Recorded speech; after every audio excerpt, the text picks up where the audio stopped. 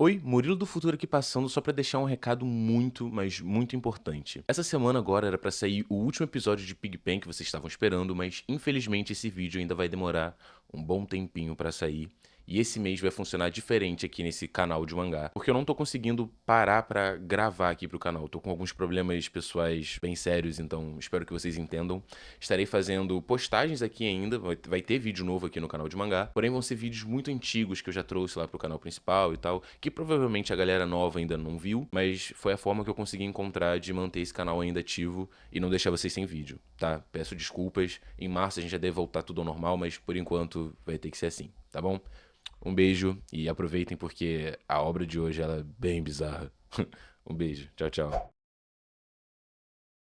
Durante toda a trajetória aqui do canal, trazendo só o pior que a humanidade tem a oferecer, vocês sabem muito bem disso, hoje eu trago uma coisa parecida, porém dessa vez pelo menos tem história. E além disso, ainda é satisfatório. Eu sei que nesse momento você deve estar pensando, meu Deus, o mundo enlouqueceu de vez. Viu tudo que tem de pior no mundo e tá falando que é satisfatório. Não, não é isso. Mas nesse caso aqui, é satisfatório. E eu vou te explicar exatamente o porquê. Imagina o seguinte, existe um detetive que ele é o mais certinho de todos e o menino mais promissor também. Só que ele consegue ser mais psicótico, ele consegue ser mais maldoso do que os próprios criminosos. Só que o lado bom é que ele só faz isso com quem merece, ou seja, ele faz justiça com as próprias mãos com os criminosos que a polícia não consegue manter preso. Mas eu também obviamente preciso avisar, esse é um mangá visceral, ele não tem medo de mostrar as coisas, é tudo bem gráfico, então se você é uma pessoa um pouco mais sensível, já aviso pra se retirar do vídeo, ou então, cara, tipo assim, vai só escutando ao invés de ver, que é um pouquinho mais suave, mas ainda assim, tudo que eu vou falar aqui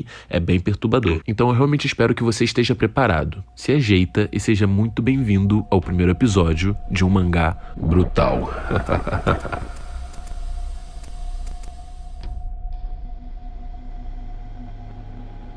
O mangá começa nos mostrando um garoto jogando videogame. Só que quanto mais você olha pra essa cena, mais estranha ela fica. Começa a aparecer uma mosca, depois outra mosca, depois várias moscas, e aí a gente vê que tem vários pedaços de corpo no quarto dele. E o pior, ele continua jogando e comendo como se nada tivesse acontecendo ali. Quem é aquele garoto? E o que aconteceu? A gente só vai saber um pouquinho mais pra frente. Rola um pequeno time skipping de 20 anos no futuro. Lá nos mostra finalmente o nosso protagonista. Ele se chama Dan. E como eu havia dito anteriormente, ele é um prodígio. Ele é um cara muito inteligente, inclusive ele tá ganhando um prêmio agora por ter ajudado a resolver um caso muito difícil. O prêmio que ele tá ganhando é de superintendente num caso de assédio. Era um homem que fazia vários assédios em série e se não fosse pelo Dan, a polícia não teria conseguido resolver. A gente sabe disso porque tem vários outros policiais falando sobre esse caso. E ao mesmo tempo a gente vai vendo que em toda delegacia, em qualquer setor, todo mundo admira ele e o legado dele. Pode ser homem, mas principalmente as mulheres, ainda porque ele é um cara bonitão, digamos assim. A gente vê claramente as mulheres se derretendo, falando, nossa, ele é tão lindo, meu Deus, ele é tão perfeito, oh, Dan, incrível. Só que tudo isso é interrompido por uma notícia que tá passando na televisão. Eles estão falando sobre um caso que aconteceu há 20 anos atrás, então finalmente a gente vai entender o que rolou com aquele menino que apareceu no início do capítulo. Esse cara simplesmente pegou duas meninas,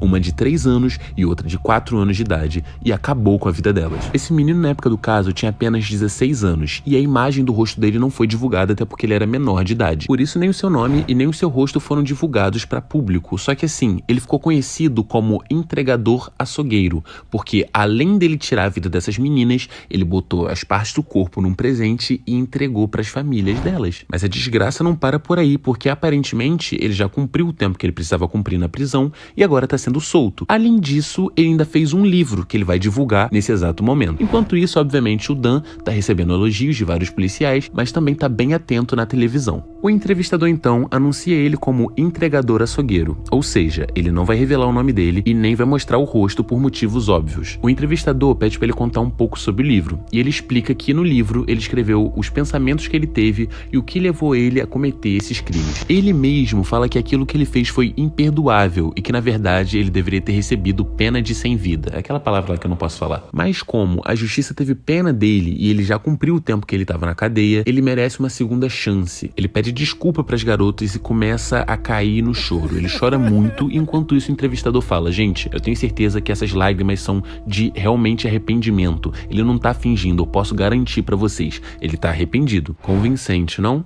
Realmente não, porque pro Dan, aquilo ali não tá convencendo nem um pouco. Um cara que fez um crime do jeito que ele fez, mano, assim, ele não tá arrependido nunca. E ele lança um livro logo no dia que ele sai da cadeia. Ele é muito safado, tem coisas por trás disso. Então, mais uma vez, a cena corta e nos mostra uma semana depois, o cara que é o açougueiro, né, almoçando junto com um representante da editora que tá ajudando ele a publicar o próprio livro. Só que, mano, ele não tá simplesmente comendo, ele tá devorando. A forma que ele furou o bife com a faca já foi um pouquinho esquisito demais. E aquilo que você provavelmente já estava esperando realmente se torna verdade. A primeira frase que esse desgraçado fala é a seguinte: e aí, você gostou da minha atuação? Foi bem convincente, né? Ele realmente não tá nada arrependido do que ele fez. Enquanto isso, a editora só quer lucrar em cima dele. Ou seja, eles estão fazendo o cara ficar com uma fama de bom moço, enquanto ele só é doente e fica livre pela sociedade. E no meio desse almoço tem umas pérolas tão macabras, e ele começa a falar assim: você quer saber como é que eu fazia os cortes? Então, os primeiros 2, 3 cortes foram um pouquinho mais sujos, foram mais difíceis, mas depois ficou muito facinho de cortar a carne delas.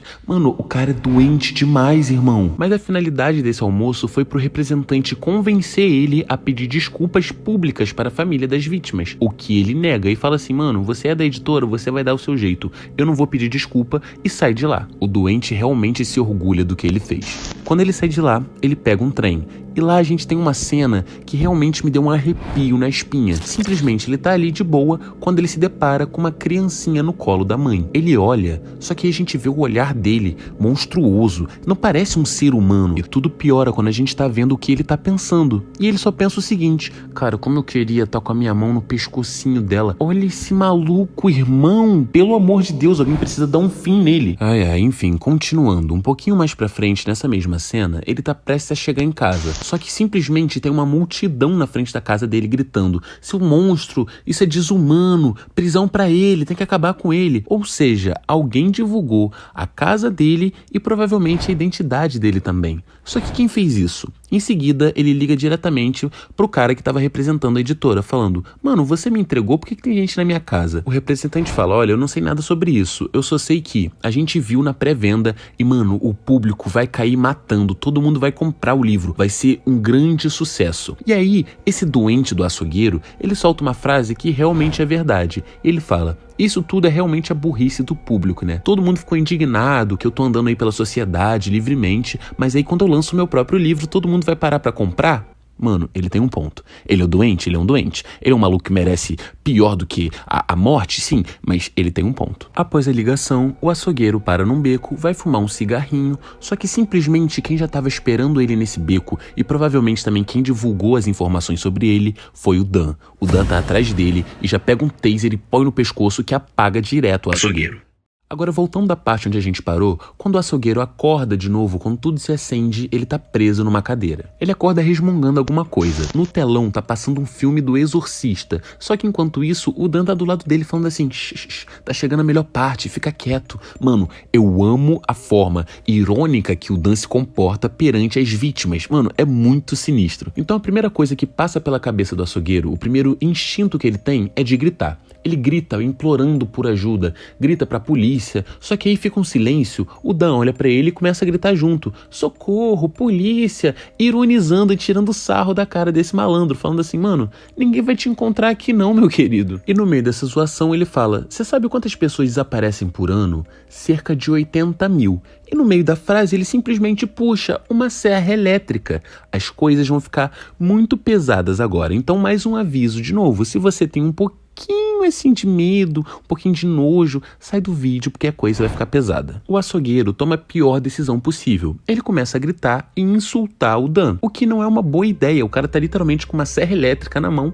e você tá preso. A primeira coisa que ele faz é ameaçar, só pra dar aquele sustinho de leve no açougueiro, só que logo em seguida, mano, ele pega e vai direto no braço dele e fala: opa, fiz um corte sujo. Lembra daquilo que você falou? Que os primeiros 2, 3 cortes foram mais difíceis e depois foi ficando facinho de cortar a carne? Então comigo vai ser da mesma forma. Mano, o Dan, ele é doente, ele consegue ser mais doente do que esses loucos, só que ele usa a doença dele pro bem. Entre muitas aspas. Eu não sei. Me diz aí o que você acha. Enquanto o açougueiro tá passando mal, tá quase desmaiando, ele começa a falar: desculpa, você veio se vingar de mim? Cara, eu vou te dar todo o dinheiro que você precisa, meu Deus. Enquanto isso, o Dan fala: olha ali no filme do Exorcista. Moleque, ele faz exatamente a mesma pose falando: essa é minha parte favorita.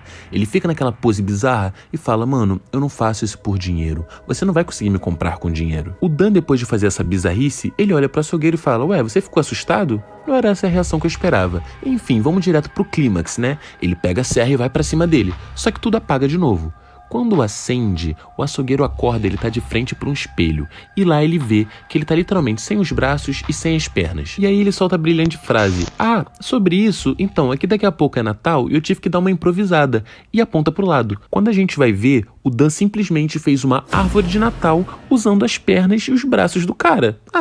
Pelo Natal legal. O Dan então pega uma câmera, tira uma foto dele, pega ele bem no rostinho e fala: olha só, eu não quero dinheiro, eu não quero nada desse tipo. Eu quero literalmente ver a sua cara com medo, sem esperança nenhuma. A cena corta e nos mostra o Dan recordando em frente a uma lareira, vendo todas as fotos que ele já tirou. Aquela foto que ele tirou do açougueiro era a foto número 27, ou seja, ele já fez mais pelo menos 26 vítimas enquanto isso. E quando nos mostra lá dentro da lareira, ele deixou o corpo dele bem longe do fogo, só pra ele ir queimando aos pouquinhos e derretendo e sentindo toda a dor. E é simplesmente assim que acaba o primeiro capítulo desse mangá, que se chama Brutal. Então assim, eu espero que vocês tenham gostado do vídeo de hoje. É um mangá muito bom, com uma história muito interessante, um protagonista muito legal e as vinganças são muito criativas. E assim, criativas pro lado bizarro. Você sempre pode esperar o pior possível, porque sempre vai ter o pior possível. Mas enfim, eu vou ficando por aqui. Deixa o seu like no vídeo caso você ainda não tenha deixado. Pelo amor de Deus, mano, se inscreve no canal caso você ainda não seja inscrito.